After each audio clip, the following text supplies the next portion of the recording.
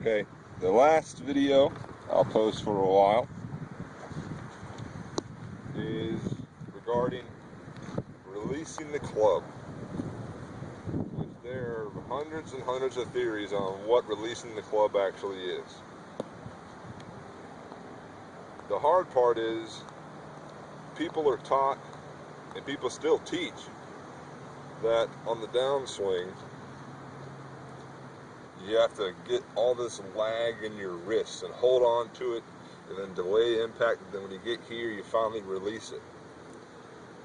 But that doesn't make sense, because if I said I'll give you $100 for every ball you hit 100 yards away, that's to travel 100 yards, but you can only use one arm. What arm would you use? And 99% of the people will say, well, I want to use my right arm, because in order for me to hit a ball solid and far, that's hard to do with your left arm. With your right arm, it's not that hard to do.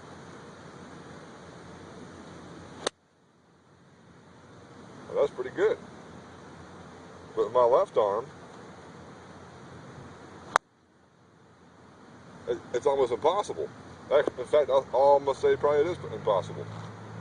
So why are people saying you have to pull down with your left arm, hold the lag in your left wrist, and pull through and then release at the very last minute? Because with money on the line, I want my right arm to do the work. So Jack Nicklaus once said that in his backswing, or to start his downswing, he never did the pull down move. He never did this move. Well, to him it didn't feel that way. What he did was, when he got to the top, it was almost like he only had one arm. He got to the top. So if you took off your left arm, this is what he felt like he was doing. He just felt like he was doing this. But people say, well, you can't do that. That's casting. That leads to slicing and hooking and all kinds of bad stuff. Well, if I have one arm, I'm doing it. So why is it any different with two arms? There should be no difference whatsoever. It's a right-sided dominated swing. I got a tip from a guy named Doug Reed, he is the world record holder for an iron shot off the fairway, and he says the same thing. When you get to the top, it's this move, because you're better off releasing the club than dragging it through. This move here, when you get up to the top and then back down, this move is you're dragging the club head through, and it's too much timing involved. If you drag through too much, you'll leave the club head wide open and go that way, or you'll get out in front of it like this. If you flip at the bottom because you're dragging in order to square it up real fast, you'll actually pull it, or snap hook it, or a bunch of other different things. It's almost impossible. I can sit here for half an hour doing this, and I might hit some fat or thin, but as far as being on or off target, they go pretty straight. See, that one's fat, but it went straight. It's very hard to hit one way left unless you really, really try. But if you take a smooth right arm swing, it's not left-sided dominated, because if it's my right arm, I'm not going to do this.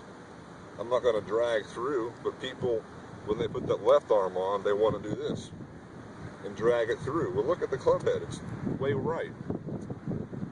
So if you can almost picture the left arm or the left side just going for the ride, and hit it with your right hand. Bobby Jones and Ben Hogan always said that they wish they had 3 right hands to hit the golf ball, because they were so into hitting it this way as opposed to pulling through and then releasing. So here we go. And if you notice, if you do it more like a one-arm swing, it actually stays on plane. It's nice and in plane, and you're not going to do this, because it doesn't feel natural. But for some reason, when people put the left hand on there, they'll start doing this and doing this and a bunch of weird things. So just get the feeling that your left arm is just going for the ride, and it's a right arm swing, and it should at the top it'd be pretty decent. And from here, you don't drag, you don't open. Jack Nicklaus said to keep your back to your target and release down this way, and just naturally you'll actually open up and hit a nice draw or a hold off fade. So you get to the top here, and then keep your back to the target, and then release down. It'll feel like you're flipping it, it'll feel like you're casting it, but that's actually the proper release. Here we go.